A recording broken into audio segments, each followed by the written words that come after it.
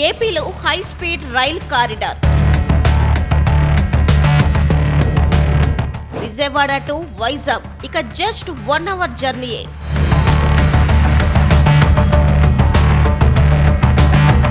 విజయవాడలో టిఫిన్, వైజాగ్లో lunch. Vijayawada to Vizag bullet రైలుకు సన్నాహాలు.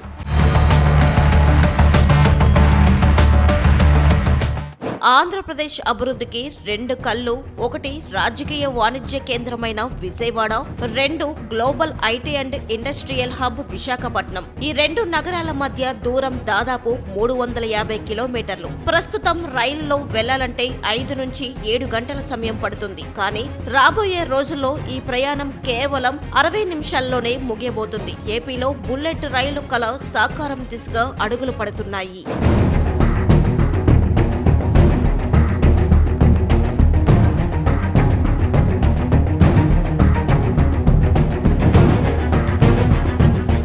ఇటీవల ముఖ్యమంత్రి చంద్రబాబు నాయుడు ఢిల్లీ పర్యటనలో భాగంగా రైల్వే మంత్రి అశ్విని వైష్ణవ్ కు కీలక ప్రతిపాదనలు అందజేశారు. రాష్ట్రంలో ఇప్పటికే ఉన్న 3 హై స్పీడ్ రైలు కారిడార్లతో పాటు విజయవాడ, విశాఖపట్నం మధ్య 4వ కారిడార్ను నిర్మించాలని కోరారు. దీనికి రైల్వే శాఖ సానుకూలంగా స్పందించి ఫైనల్ లొకేషన్ సర్వే చేపట్టే యోచనలో ఉన్నట్టు తెలుస్తుంది. ఇటీవల కేంద్ర బడ్జెట్ లో ప్రకటించిన 3 కారిడార్లు హైదరాబాద్ టు చెన్నై, ఇది అమరావతి మీదుగా వెళ్తుంది. హైదరాబాద్ టు బెంగళూరు, ఇది కర్నూలు, అనంతపురం మీదుగా వెళ్తుంది. చెన్నై టు బెంగళూరు, ఇది చిత్తూరు మీదుగా వెళ్తుంది. ఇప్పుడు కొత్తగా ప్రతిపాదించిన విజయవాడ విశాఖపట్నం రోడ్ ఏలూరు, రాజమండ్రి, కాకినాడ మీదుగా సాగే అవకాశం ఉంది. ఇది పూర్తయితే ఏపీలో కడప, విజయనగరం, శ్రీకాకుళం మినహా మిగిలిన అన్ని ఉమ్మడి జిల్లాలు హై స్పీడ్ నెట్వర్క్ తో అనుసంధానమవుతాయి.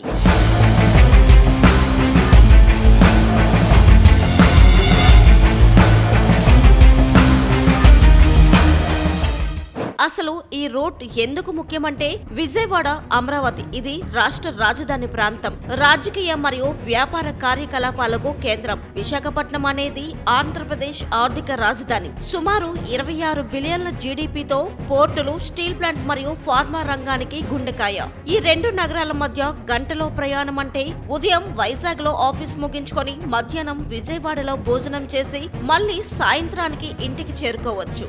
ఈ విధంగా ఇప్పుడు రైలు ప్రయాణం ఉండబోతుంది. ఇది కేవలం రవాణా సౌకర్యమే కాదు, లక్షల కోట్ల పెట్టుబడులకు బాటలు వేసే ఎకానమిక్ కారిడార్. విశాఖపట్నం, విజయవాడ కలిపి రాష్ట్ర జీడీపీలో సింహభాగాన్ని కలిగి ఉన్నాయి. వీటి మధ్య వేగవంతమైన రవాణా ఉంటే వస్తు సేవల రవాణా వ్యయం తగ్గి వ్యాపారాలు వృద్ధి చెందుతాయి.